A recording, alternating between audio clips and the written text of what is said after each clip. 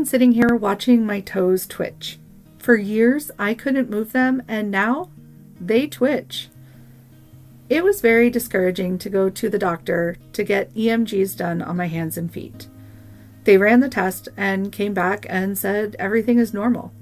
I don't know why your hands are going numb. I don't know why you can't move your toes. That was all they could tell me. And then they move on. But you're left sitting there saying, yes, but you can see that they cannot move. Something has to cause it. You can move your toes. Have a nice day, is all you're ever told. When you are in severe pain, say you have several chronic problems or just a laundry list of issues like me, doctors can write you off really easily. Some label you a pill seeker. Some say you're a hypochondriac. Others will just tell you to go see specialists that you have already seen. I have 2 doctors that are tied for the worst. But I will say there has to be one clear winner based on the outcome. And they both stemmed from the same problem. I had been to a pain management facility and did not have a good experience. I went and had 3 spinal injections, 6 trigger point injections with no relief. And when I didn't want to continue with injections or take opioids, they told me to go to a dispensary. There was nothing more they could do. I didn't want to go back to them, so my doctor sent me to a different one. I sat in his office and I told him my problem. I told him that the pain was now screaming across my chest and around my ribs. Usually it's in my back and behind me, but now it is all around me. He told me to go to a GI. I realized he wasn't helping me and I left and then burst into tears.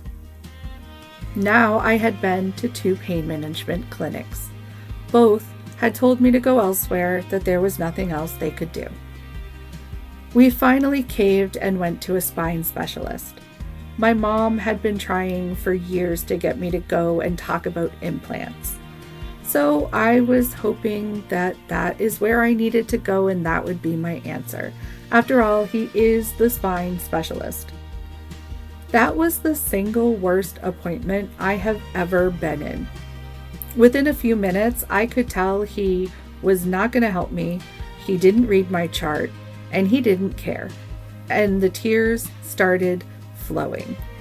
He told me if I wanted the implants, then I should go talk to these 2 doctors. Guess who they were? The 2 doctors that I had already been to. I told him that they couldn't help me. If it was an option, they would have offered it. And that was devastating. He had nothing more to say after that. I read his notes after the appointment. He wrote that I was very pleased with the information that he provided and was excited to follow up with his 2 doctors. He wins for worst doctor interaction ever. The pain guy is in second because I did follow up with GI, out of desperation.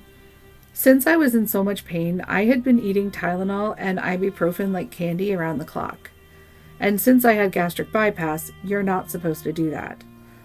I had a giant ulcer that was close to landing me in the ER. So at least he was helpful in passing me off.